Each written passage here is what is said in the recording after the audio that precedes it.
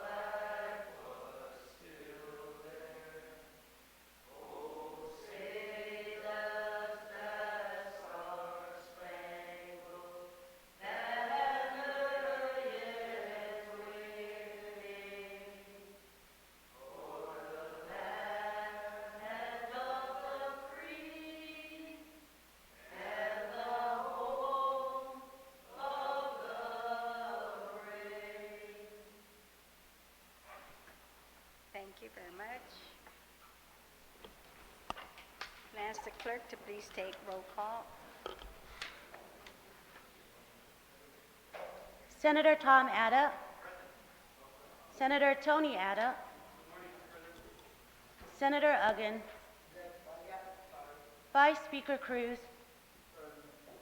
Senator Duenas. Senator Limtiaco. Senator McCready. Senator Morrison. Senator Munya Barnes, Senator Pangilinan, Senator Respicio, Senator Rodriguez, Senator San Nicolas, Speaker Wampat, Geiger. Senator Yamashita. Madam Speaker, there is a quorum. Thank you very much. Majority Leader, you're recognized. Thank you very much, Madam Speaker. Madam Speaker, I move that we excuse those senators that are unable to make it to today's session. Hearing objections, ordered. Also, Madam Speaker, I move that we adopt this agenda dated May 2nd, 2013. Objections, ordered. And on item 7, Madam Speaker, call for approval of the legislative journal. I respectfully request that this item be waived to give the clerk additional time to prepare the journal from yesterday's session. On that motion, without any objections, ordered. And that we would be able to approve those minutes and that journal at our next session. So thank you for that. There are communications and petitions, and I move that they be appended to today's session journal. Objections, ordered. And there are messages from the governor, and I also move that they be appended to today's session journal. Objections, ordered. Madam Speaker, there are no reports of standing committees, as well as there are no reports for select committees. And so on item 12, Madam Speaker, on the introduction and first reading of bills and resolutions, yesterday we were able to do the first readings of all the bills introduced. On resolution number 125-32LS through 128-32LS, I move that it be given its first reading.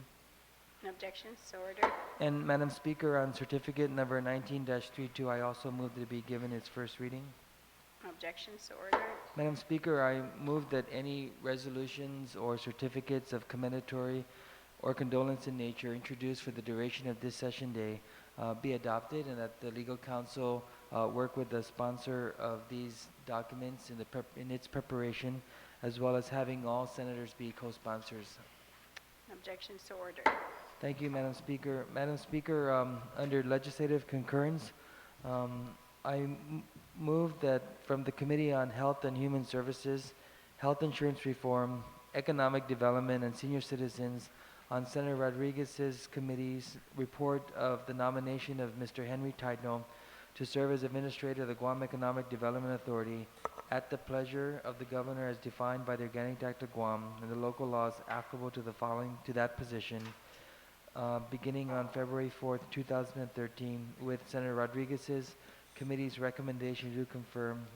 I move that be placed in the voting file. However, there may be some discussion. Hearing no objections, ordered.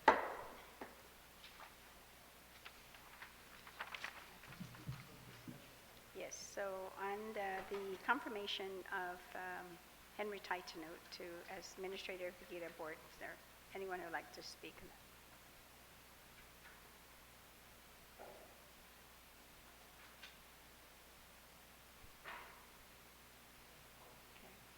There being none, so then move. Okay, Senator San Nicolas, you're recognized. Thank you, Madam Speaker. Madam Speaker, I have no problems with the nomination moving forward. However, I did have a point of inquiry regarding confirmation processes. Getting some feedback. Just a week ago, Madam Speaker, in our last session, we had a bill that was on the floor that was objected to due to the fact that it did not have 10 days of public commentary. And that bill, subsequent to that objection, was referred back to committee. The lack of public commentary was not a rule, not a law, but it was still objected to, and the bill was still referred back to committee. And today's confirmation for this individual has had even less time than that particular bill in that previous session. And the objections to it not moving forward, that previous bill, was due to a lack of stakeholder input. It was due to a lack of time being given for additional members of the community to provide commentary. And so I just had a point of inquiry, Madam Speaker, that if those senators who objected to that bill a week ago wanted to object to this confirmation hearing for those same purposes, at what point during these proceedings would they be allowed to proffer that objection? Thank you, Madam Speaker. And may I ask who would you like to direct that question to? To you, Madam Speaker, it's a procedural question. If there were any objections, at what point during these proceedings would those objections be raised? Well, normally it's always during the time of when it's placed on motions, when it's time to actually discuss it. Any motion, of course, can be proffered at that time, and it would always take a vote of 8, depending if it's actually part of our standing rules or even Mason's rule. In the case of asking for a 10-day, not review, but allowance for testimonies to come in favor of or against, is normally a courtesy that chairpersons would extend to the public to be able to submit testimonies either way. Depending, of course, some chairs have acted differently in terms of wanting to get a bill out sooner if there's a time certain in which that bill needs to get out on the floor. That then maybe the 10 days may not be adhered to. I mean, it's not set in the standing rules, and it's not set either in Mason's rules, so it's more of a courtesy practice that certain committee member chairs would like to practice. So, but if there's anybody else who have, oh, and I saw 3 hands that went out. I need to write this down. The first that I saw was Senator Tom Ada, Vice Speaker Cruz, Senator Respicio, Senator McCready. So, on that matter, and I guess a continuing discussion on the question that Senator Nicholas. Oh, okay. So, I mean, that first I would like to get out of the way. Is there anybody else who would like to add on to that? Senator Respicio, you're recognized. Thank you very much, Madam Speaker. Madam Speaker, I just want to add that by the time a bill or a substantive resolution makes it to the floor, that bill or substantive resolution would have met all the requirements of the open government law, that a public hearing would have been had, and that a committee report would have been filed. Of course, unless, of course, through your authority, you waive the requirement of the public hearing, because it also meets the elements of a law which allows you to do that. But on the matter of the 10-day requirement, Senator Nicholas is correct, and I understand his frustration in wanting to point out the inconsistency. In the last session, there was an objection to his bill where they were saying there wasn't enough public input because of the 10-day requirement. But yet in this case, it's very obvious that the 10 days have not been met. But we're still willing to move forward and act on this particular matter. But for me, your explanation is absolutely correct, that we provide for an additional 10 days so that the people can still have an opportunity to submit written testimony or express their concern for or against the issue. But even at that, Madam Speaker, even if the 10 days elapse, if the committee submits that testimony to the Committee on Rules, we always make it a supplement to the committee report. So even though those 10 days have expired, we always make it a policy to include whatever testimony individuals make regarding these bills or these substantive resolutions. I never wanted to prevent the legislature from wrapping itself around this 10-day requirement to not prevent us to act legislatively on any matters that require our immediate attention. And this case is a perfect example of one of those matters where the nominee is set to expire, I believe, tomorrow if this legislature doesn't take any action. And so regarding the 10 days, if I was president of this session, I certainly would have lent my support to Senator Nicholas and have his bill move forward. And any concerns by the freshman senators regarding whether or not there was enough public input, these public inputs were done, and they had an opportunity at the time we had that public hearing. So I never want to put our body in a position where where we're going to be prevented from moving forward even after we've met all the requirements of the open government law with how we deliberate on issues before our legislature. So I hope that was a good enough an explanation which supported your earlier comments, Madam Speaker.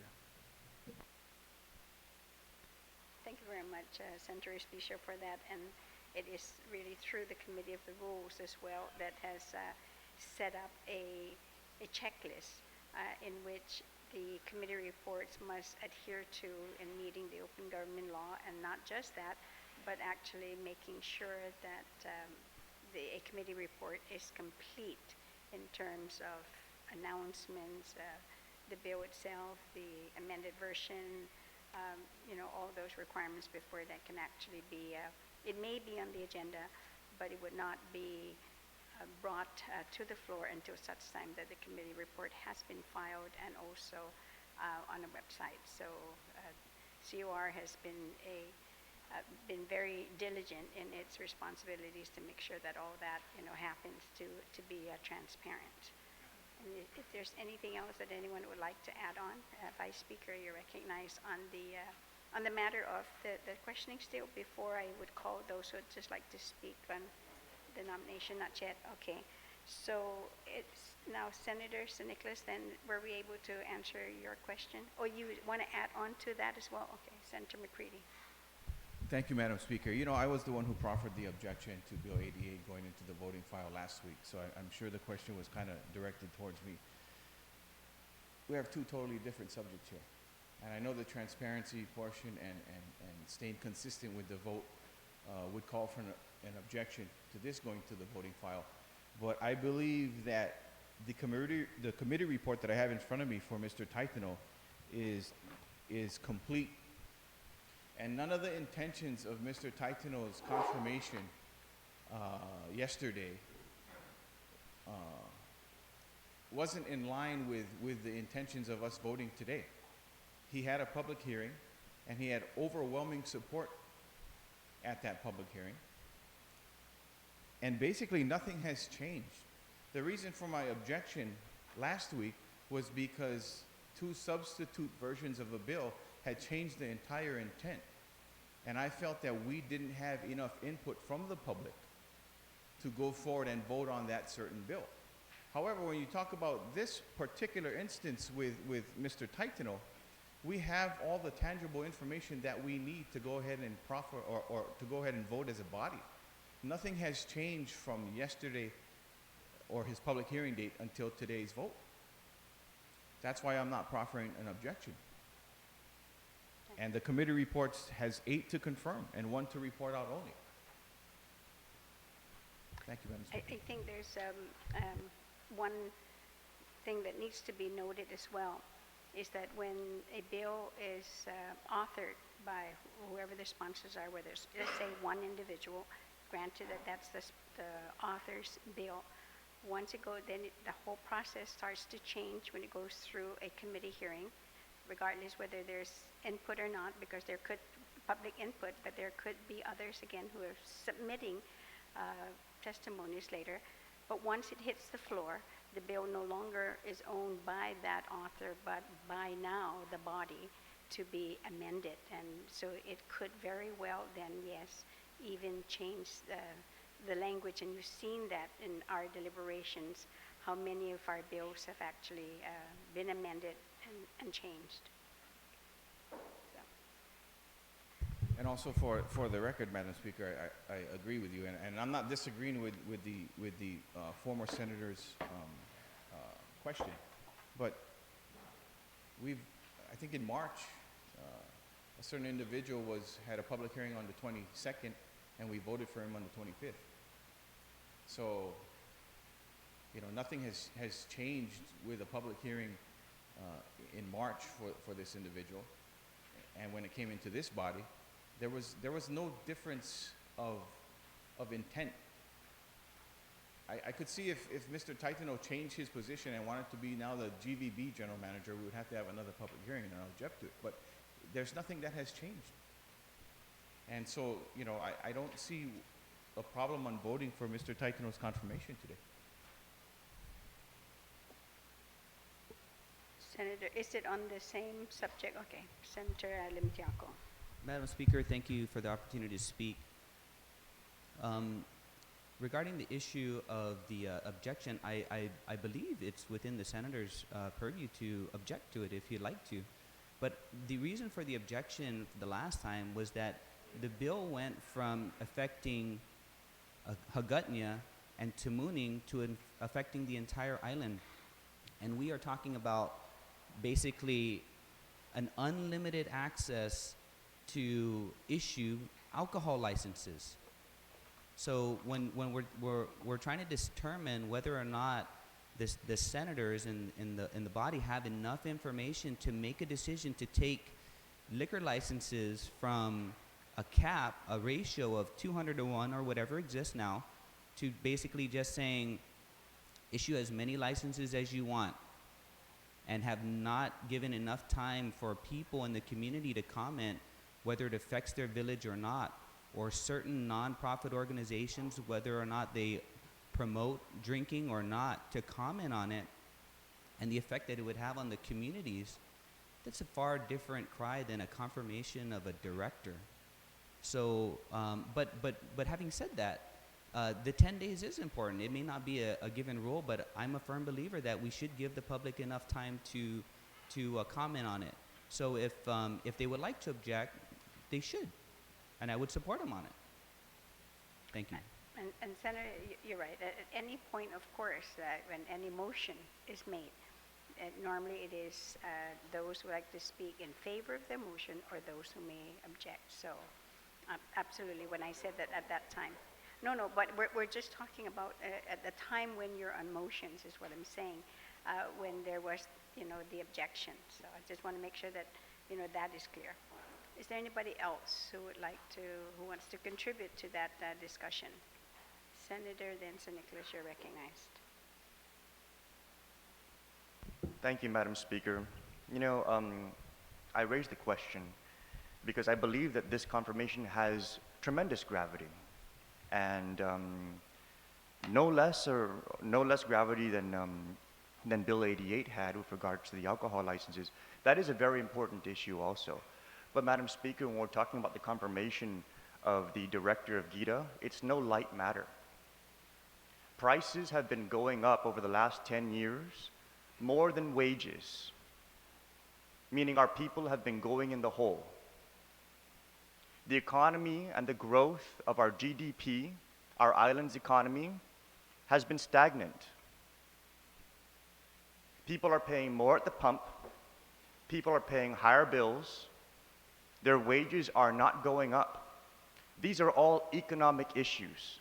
And I raised questions about these during the confirmation hearing, and the questions were answered. However, there may have been members in the community who, through my line of questioning, might have had questions of their own, testimony of their own, concerns of their own. I believe there are many, many people out there, Madam Speaker, whose quality of life over the last 10 years has not gone up 100%, but our debt has gone up 100%. We went from $400 million in 2002 to over $1.1 billion today. But the quality of our life of our people has not gone up 100%. Their houses aren't twice as bigger. They don't have twice as many cars. These are major issues, Madam Speaker, and these questions were proffered during the confirmation hearing, and they were asked and answered. And again, I have no problem with this nomination moving forward. However, when questions are proffered, sometimes people have things to say, the community. And so if we truly believe in allowing the community to provide input, if we truly believe that we should be stakeholder-led, as were the comments made a week ago on Bill 88, then I raise the question as to when those kind of consistent concerns can be raised as an objection. I don't have a particular objection, Madam Speaker, to this nomination. I believe we need to move forward. We need to look forward. However, the reason why I raise this inquiry is because if we're going to be holding something to one standard, why are we going to be changing the standard later? Why are we going to be having certain senators raising objections on one issue and not on another? And I raise this question, Madam Speaker, because again, I introduced and this body passed Resolution 2 so that we are not making things happen for political reasons. And so if there's not going to be an objection, if there's not going to be consistency, then I raise the inquiry, because why did we do it then and we're not doing it today? There's even less time today for public commentary than there was a week ago. And surely people are out there who are paying more, making less, whose lives are hurting, and who would no doubt love to see our economy grow more so that we have more jobs, better pay for our people, prices coming under control, and an economy that's growing and thriving. And that is the mandate of our Economic Development Authority. So when we raise questions and when they're asked and when they're answered, that's coming from me as a senator to somebody who's being put up for confirmation. But just because my questions were asked and they were answered doesn't mean that other people might have something to say in this community. And if we're truly going to be consistent about allowing everybody the opportunity to say something, whether it's Bill 88 or this confirmation, then those senators who objected to Bill 88, if they are going to be fair and consistent and are truly interested in public input, should raise the same objection.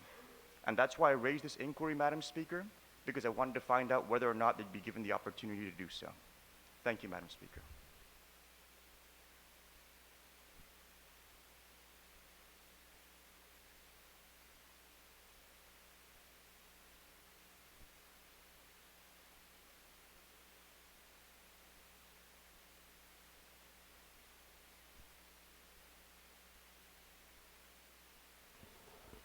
Oh.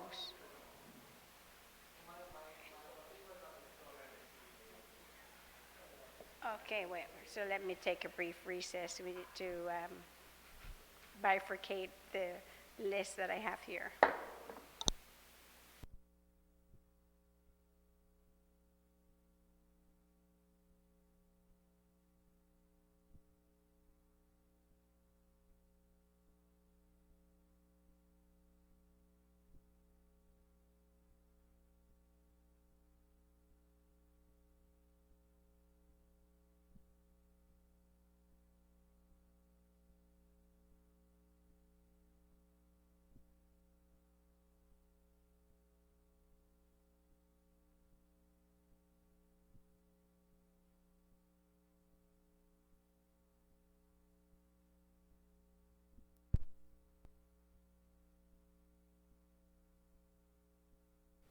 On the motion then for the confirmation, recognize Senator Tom Adams.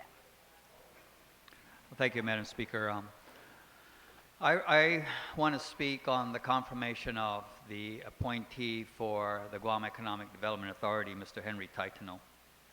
And the get-go, I will support the confirmation of Mr. Taitano, but I will say that it is with some reservations. First of all, I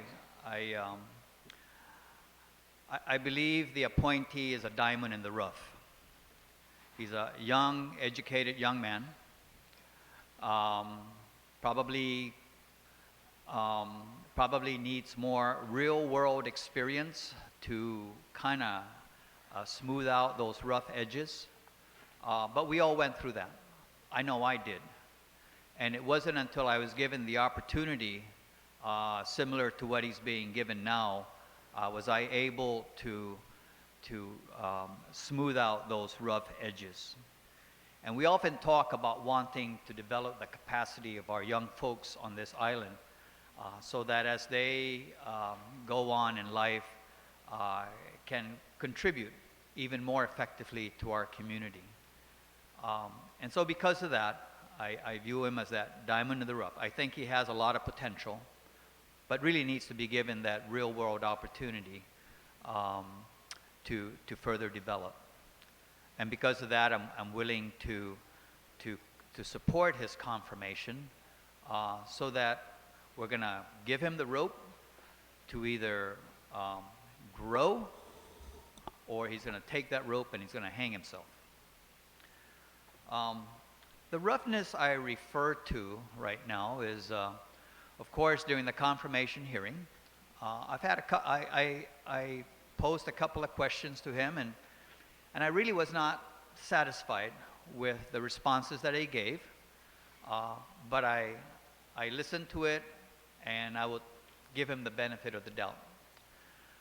For example, one question I asked him was whether he felt that it was within the purview of the legislature, for example, to require that, for example, long-term leases of public facilities and public lands should come down to the legislature for their review and final disposition. Approve, disapprove. Not to come down here and have us renegotiate what has already been discussed over many hours. And his response was, no, he felt that the legislature shouldn't be looking at these long-term leases, despite the fact that I think we should, to protect the public assets that are out there. But the reason that he gave was because that was the position, at least of the private sector, that he's associated with. I probably could have accepted it more readily had he said, I don't think the legislature should, review it because of these reasons or whatever, and that was his conviction. But it was more so because that's what they thought. Well, I was asking the question, what are your thoughts? And the best that I could get from him was, that's what they thought. Okay, well, I'll give him the benefit of the doubt that maybe he's surrounded by very astute businessmen. Fine, whatever. I asked another question, and I just gave him on the question of qualifying certificates. And I asked him, I gave him a hypothetical QC application. It was for a company that wants to invest $700,000 in this island and is asking for 75% tax rebate on GRT, 75% tax rebate on some other taxes, 100% tax rebate on real estate taxes, and 100% rebate on something. In return, they were going to provide 3 jobs. So I asked, can you give me just your reaction based on that information? Do you think this is a QC application that really merits being given all these tax rebates? And the answer I got was very non-committal. Well, there's a lot of things involved and all that. Okay, fine. So at least from that exchange, pretty much established that, it's not a decisive no based on the information you have. I don't think that's a QC application that merits approval.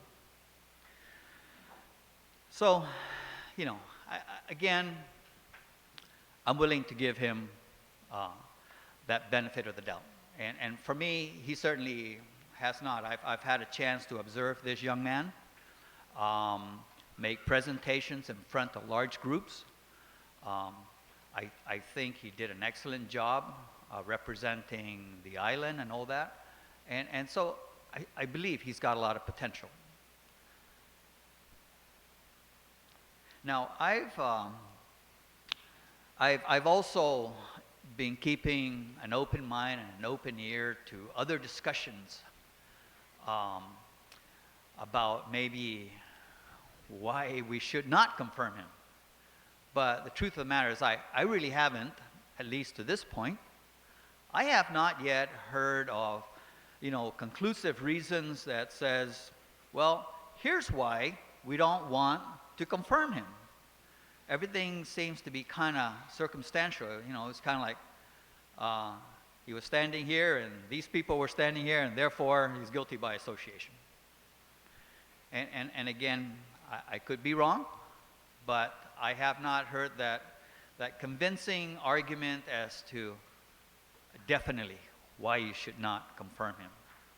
So I will support the confirmation of Mr. Taitano because I think he should be given the opportunity. And because I characterize him as a diamond in the rough, somebody who's got a lot of potential, just needs some real-world experience, I believe. And we owe it to him to give him that rope And he's either going to grow and swing on that rope, or he's going to hang on it. So with that, Madam Speaker, I would urge my colleagues to consider supporting the nomination of Mr. Taikno. Thank you. You're welcome, Senator Adam. Vice Speaker Cruz.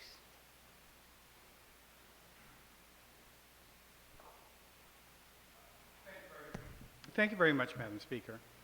I too agree that this young man has quite a bit of potential. He has great presence. He's very intelligent.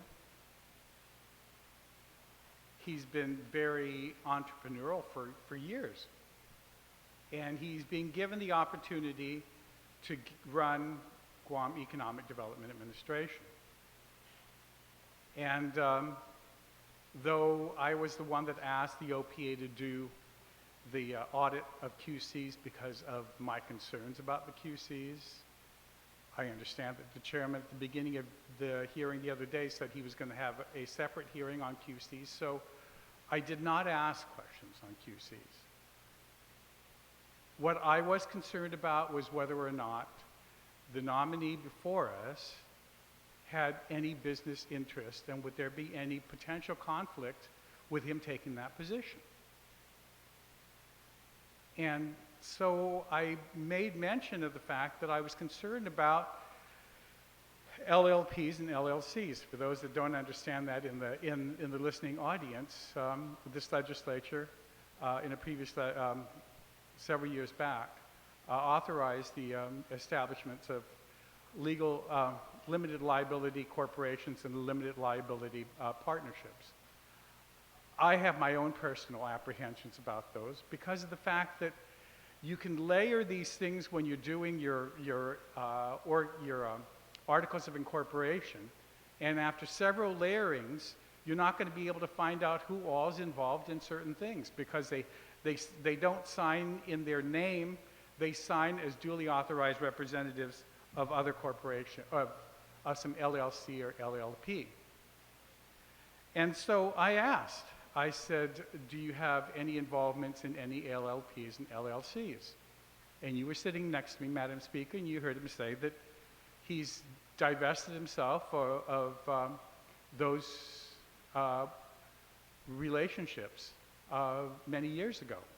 And so I said, all right, fine. I said, do you still use a address in Mongmong? And he said, well, that is the address of my mother, but I still I receive mail from there. And I asked if he had received anything from Reverend Tax in the last few years, and he said no. And the reason why I asked that was what the last speaker said. I was giving him enough rope to either swing with it and tell me the truth, or use it and hang himself. I had gone up to Reverend Tax because, as you know, I had been very interested in this online gambling issue since the very beginning of this administration, and had circulated to the members of the last legislature some email of a PhilWeb internet posting that showed that they were touting the fact that they had signed some relationship with the incoming Calvo administration, and that they were going to be establishing themselves here on Guam. And they did. They established themselves up at Compadres Mall. I jumped on the AG and the Reverend Tax and asked them to go up and do an investigation. And they did. And one of the agents went and played on the computer, and somebody from behind the desk came out and gave the agent his winnings. It was closed, or at least they tried to close it at the time. But now I hear from the AG that they're not able to move forward because there's no hearing officer to determine whether or not they need to keep the thing closed. Anyway, at the time that news broke, the corporation or the LLC that was involved with that included Henry Taitano. and it had an address for MidPac.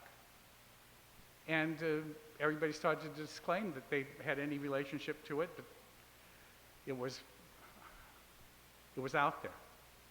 The news media cover the stories. They can look in their files about all that was sent from my office on that. At any rate, I had gone up to Reverend Tax and I had found a couple of things as it related to like Downtown Pacific Ventures, LLC. Its articles of incorporations were filed on April the 2nd, 2004, and the members of the corporation were Edward J. Calvo, or Joseph G. Calvo, or Henry Payumo, Arun Payumo, and Alliance Services LLP with a Mongmong address that supposedly invested $20,000, and the notary attested that a Henry J. Taitano signed as the duly authorized representative of Alliance Services LLP. I also found in my research up at Reverend Tax that on November the 7th, 2003, a limited liability partnership agreement was signed by one LLP entitled the Pacific Vision LLP, and that was a partnership between John Paul Calvo and John Henry Flores Taitano, an active partner. And when I asked Mr.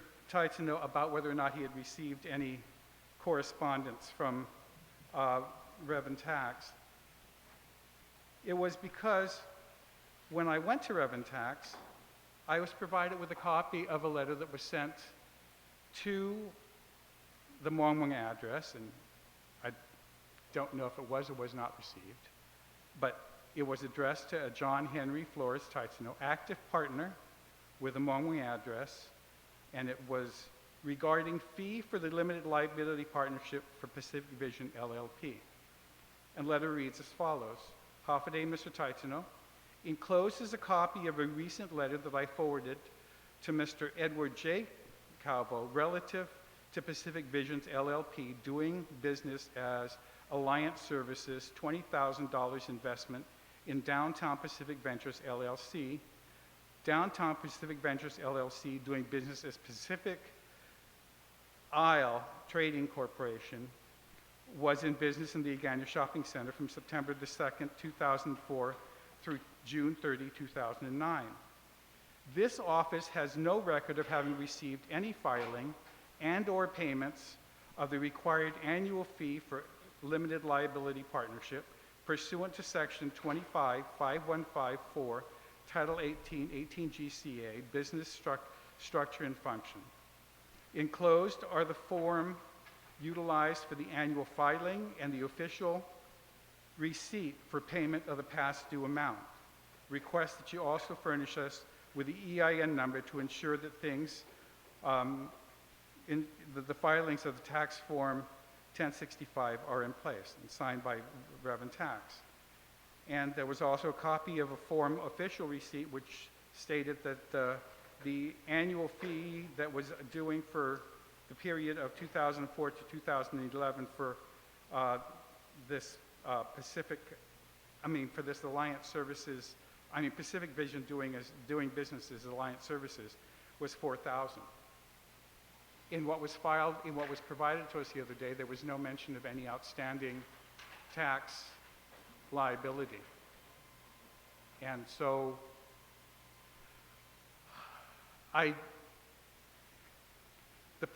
he's being named not as the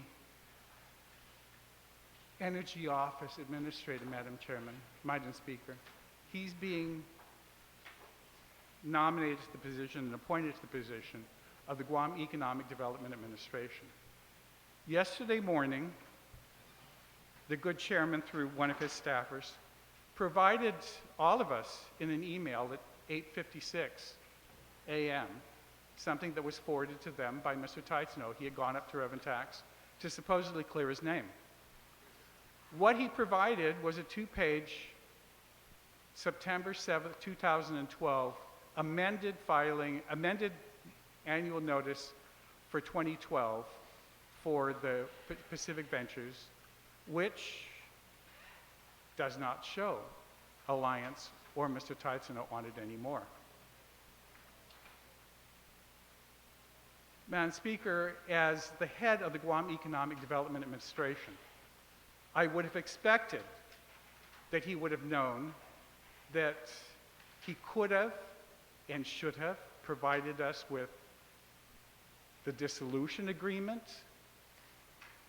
some documentation as to how he was divested, some documentation how the corporation was dissolved, and as it related to Alliance and Pacific Vision, that yes, their articles of partnership was to have run out by 2010, but some filing as to how they had closed that out and dissolved that corporation.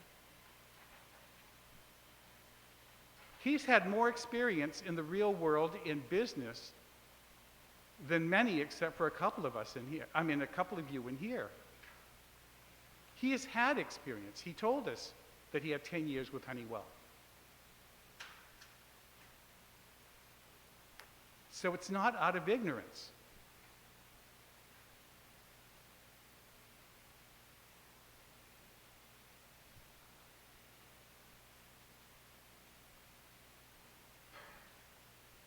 It's for those reasons, Madam Chairman, that yesterday I voted to report out only, and today we'll be voting no on the confirmation. Thank you. You're welcome, Mr. Vice Speaker. Senator Uggan, you're recognized.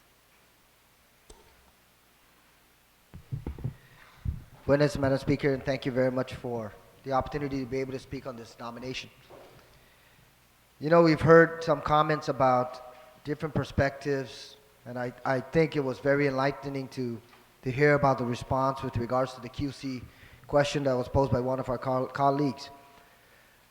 But you know, Madam Speaker, having been in attendance at the confirmation hearing, one of the comments, the prevalent statements that were made by individuals, whether they be family members or other individuals that provided testimony for this gentleman, was that they appreciated the idea that he came back home to be able to work and to serve here in our island community.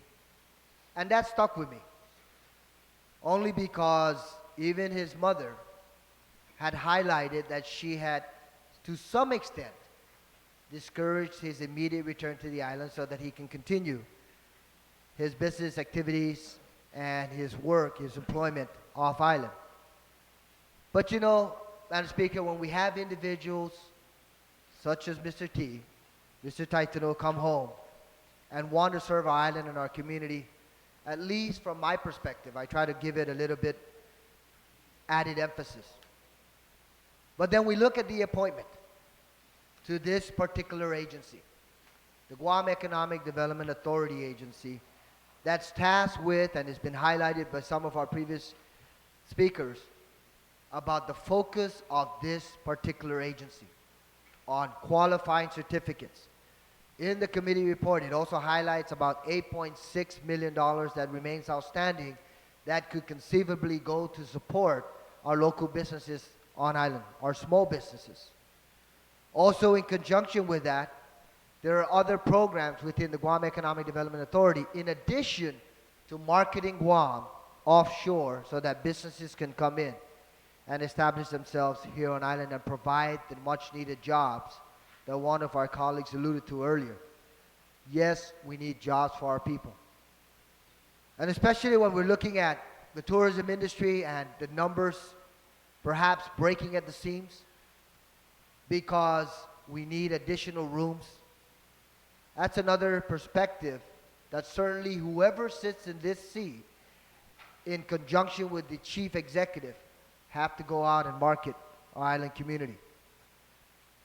The question is, does Mr. Taitano have the ability and the skills to be able to administer all of these programs and to market Guam appropriately?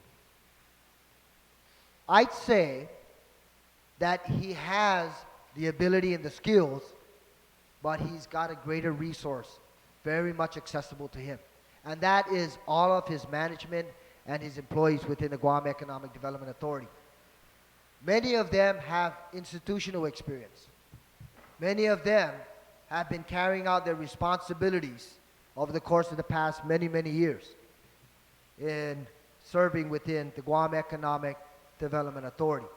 And I bring this up because, Madam Speaker, I remember very distinctly at a young age of 27, 28, when I was given that opportunity, and the first question that was posed at that time was my age factor, the level of experience. Having come home with not only my bachelor's and my master's in economics and finance, not only serving in the legislature, serving in a wonderful banking institution for about a year and a half, and then transitioning into the public sector. And Madam Speaker, when I appeared before the legislative body and the confirmation hearing, similar questions were being raised. What can you bring to the table where in fact we can be assured, referring to the senators at that time who were in the committee, that you will be able to serve well on behalf of our people? And obviously, I had to try to offset the question about the youth. And I bring that up because whether he's 32 or whether he's 34, he's still fairly young, and he's got the abilities, at least from the confirmation hearing that I was able to glean, to be able to carry out the responsibilities of GIDA. But like I said, he's got some excellent resource in his people who are there at that agency. So the only comment I would like to close with, Madam Speaker, is utilize these assets, your people in your agency, because that is going to be what is going to continue the effort and the activities of the Economic Development Authority in terms of pursuing and advocating for some of the programs that are necessary. And you know, with the impending construction of the Farmers Co-op, I certainly hope that GIDA can provide some additional guidance and assistance to many of our farmers out there. Because I recall, and I'll close with this, I recall many years back when farmers were given some added support to build or to till their soil for a short duration of time from the Department of Agriculture and from the Guam Economic Development Authority. And Madam Speaker, some of those farmers are still tilling the soil today, and they've been extremely successful because of that support that was provided. And one of the key agencies at that time was the Economic Development Authority. So I certainly encourage Mr. Taitano. He's got my support in this nomination. There are some very legitimate issues and concerns that have been raised, and I commend our colleagues for raising them. But Madam Speaker, there's just one added motion I'd like to request consideration on the part of the body. The previous speaker had highlighted about his request to provide a copy to the legislature of some documents that would reflect that in fact he's no longer affiliated with a particular business. I'd like to request the consideration of the body, Madam Speaker, through you, if by any chance that particular document can be appended to the committee report so that in fact it doesn't leave any questions or any doubt as to whether Mr. Taitano was able to provide the appropriate documentation. So on that note, I certainly extend my support to Mr. Taitano. I encourage him to continue to look out for the interests of the people of Guam, use his people assets within the agency, and just as importantly, to continue to work towards providing jobs for our people. Thank you very much, Madam Speaker. You're welcome, Senator. It's now currently the practice and through the clerk that if any of the members are reading a document that they are requesting that those documents then be provided as part of the journal. So, but the other is what's not read is what in your motion then is to add now the additional document that was provided yesterday by the nominee. You're absolutely right, Madam So- Speaker. If I can add, only because it was not inserted as part of the committee report, Yes. that's why I'm asking you by any chance it can be appended. Thank you, So, Madam. Mr. Vice Speaker, we would request that the documents that you have that you referred to would be part of the committee report. I don't believe that's his request. No, but, His request no, but is because yes. Amanda's email to us that went to everybody be included. Yes, but in He's addition. not asking, he did not ask I know. that the documents that I refer to But be what I'm included. saying is that when we're reading from a document and by request of the clerk to make sure that when they are transcribing the documents, if there's a printed document, that they would like to have a copy of that. So then, right, so maybe, Mr. Chairman, you can provide a copy as well of that additional letter received for the committee report. And Madam Speaker, just a point of information, I don't have the documents that you referred to that was No, read. no, only have I the didn't one that say was that. submitted. No, I thought you said whatever was read, the clerk is requesting for that. Yes, And I don't have that. That was, what I'm saying was the Vice Speaker had read, yeah, it's read a document. So, I mean, we can transcribe exactly what he read, but it would be much better, of course, if we have a copy of that. But the document, the second document from yesterday morning, we're asking you as the chairperson then to provide that. Yes, Senator Tomata, on that. Just as a point of inquiry, Madam Speaker, is the gentleman suggesting then that we hold off on voting until that document is provided, so that then it shows that the vote is based on this committee report with all the documents that has been requested? Senator Uggan, you made that motion and there's a question, then do you yield to that question? On Madam your Speaker, motion? and to the good senator that's asking the question, my motion was to insert the supporting document that would have responded directly to the question that was posed to Mr. Taitunu during the confirmation hearing. My understanding is that a representative from the chairman's office had circulated information responding to that, and it was dated as of September 2012. Is that document, I believe, that would directly respond to the question that was posed to him during the confirmation hearing, and that I believe that that should be supporting documents to the report. So the question to you was that, would that then prevent us from moving forward and voting? That was one of his questions, so that's not part of your motion. Yeah, I guess the concern I have with that motion is that my vote is based on the committee report as was passed out. And then, but then to vote now based on that committee report, and then to have something else different show up later, just, you know, could be inconsistent. So if the gentleman is insisting that those documents be appended to the committee report now, then I'm going to have to ask, then we really should consider a recess until those documents are provided and we can take a look. And that could be a vote changer. Okay, we're going to take a recess to make sure we have the documents. No, but I'm going to call for a recess.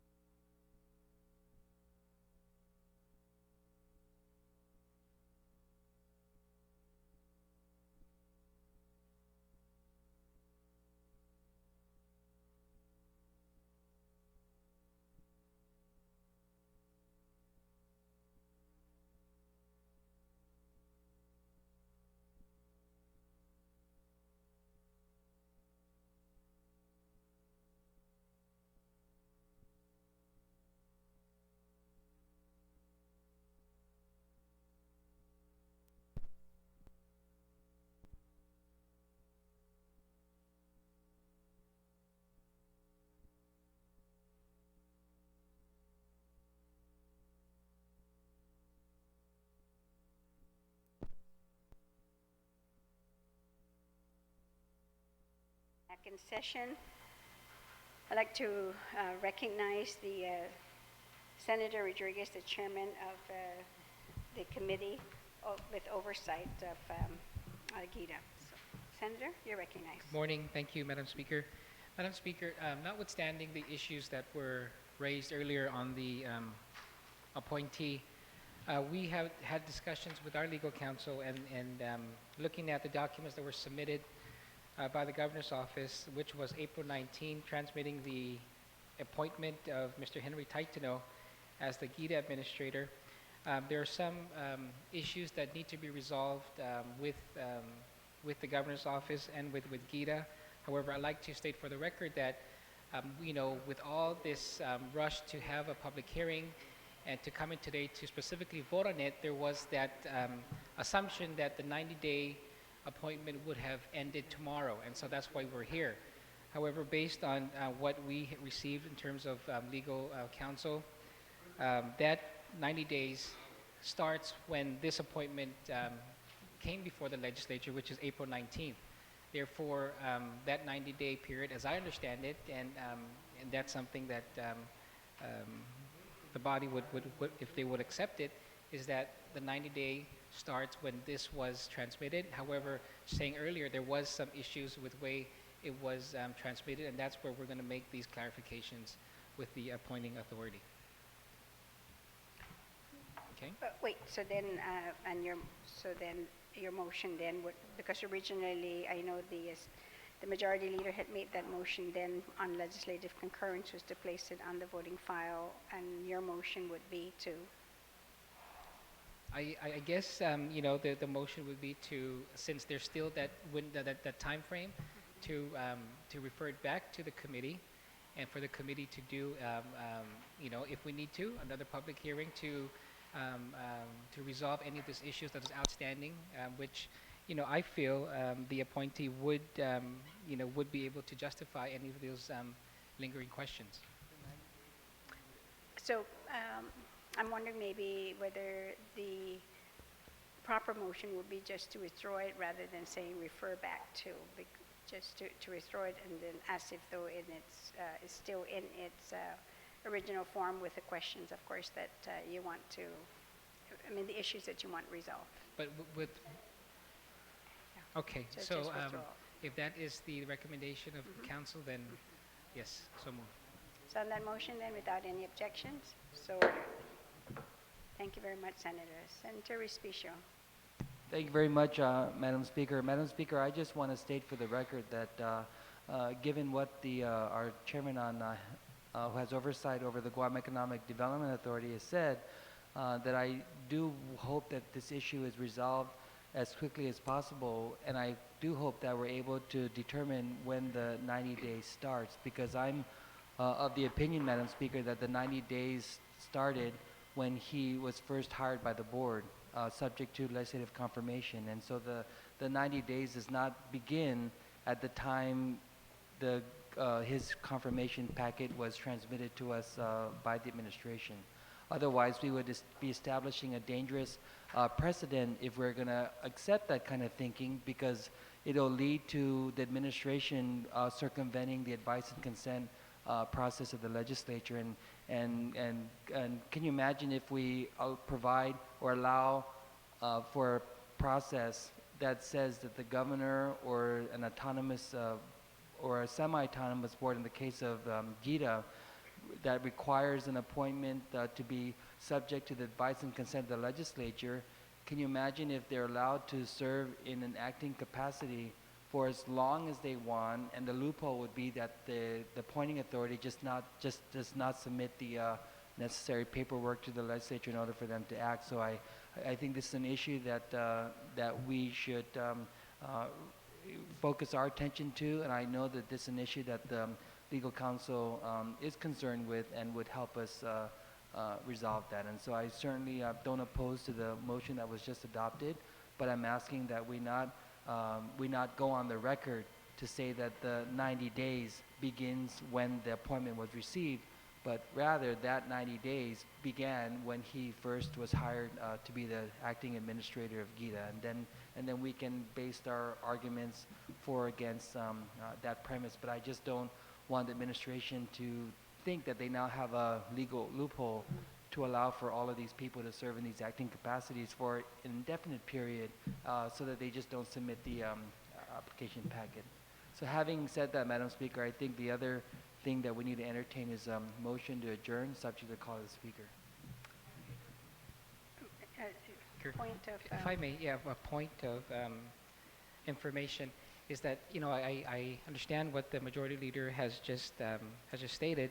However, my motion was based on what I stated, which was that knowing I've withdrawn it, knowing that the 90-day does not end tomorrow.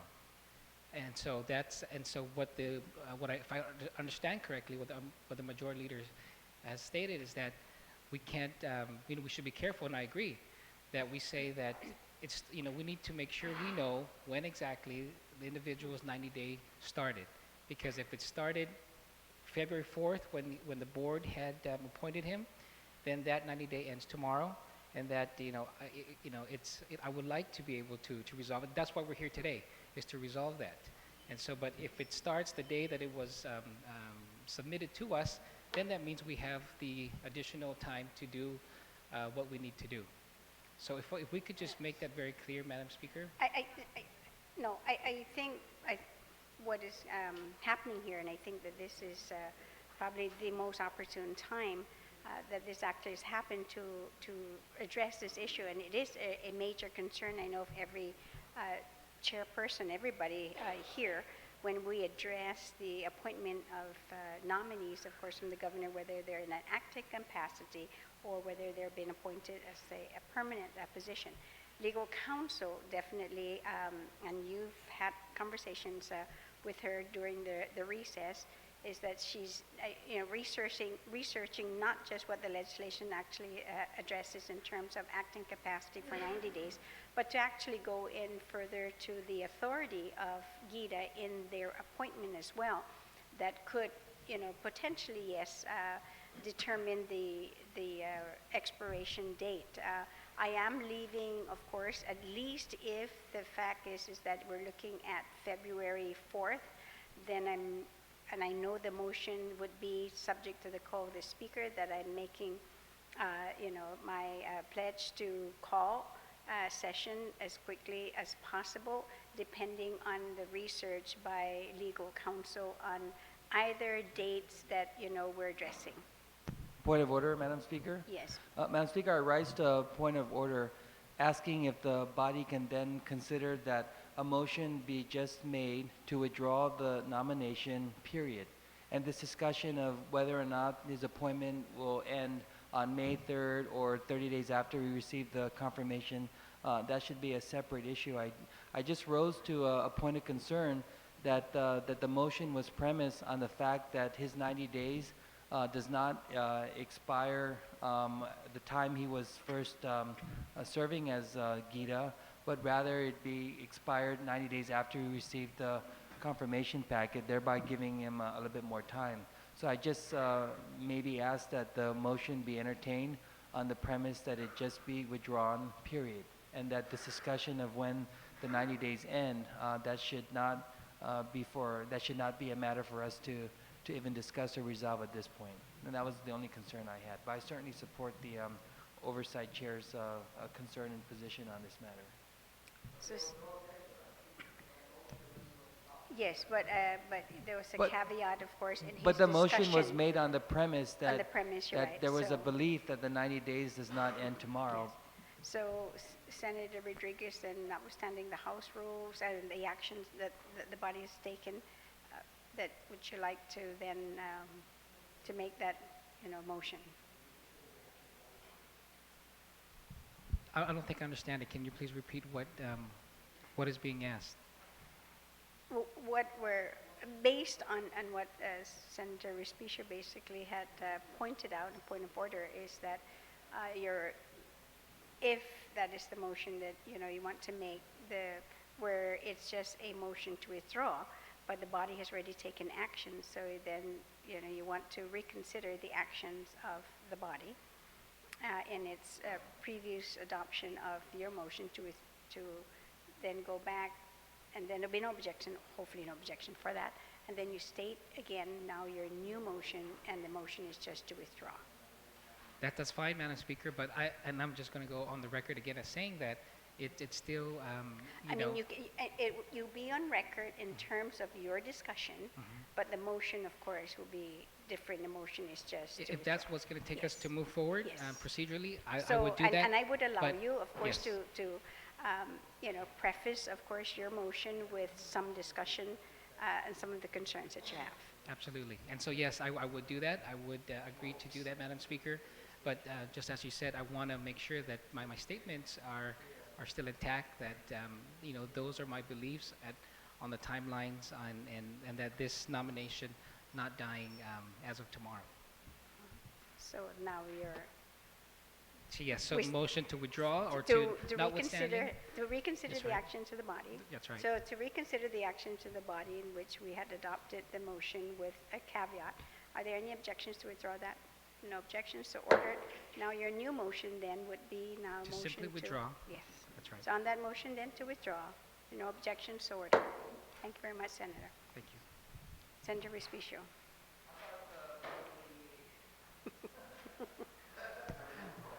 Madam Speaker, I move to adjourn, subject to the call of the Speaker. On that motion, without any objection, we are adjourned, subject to the call of the Speaker.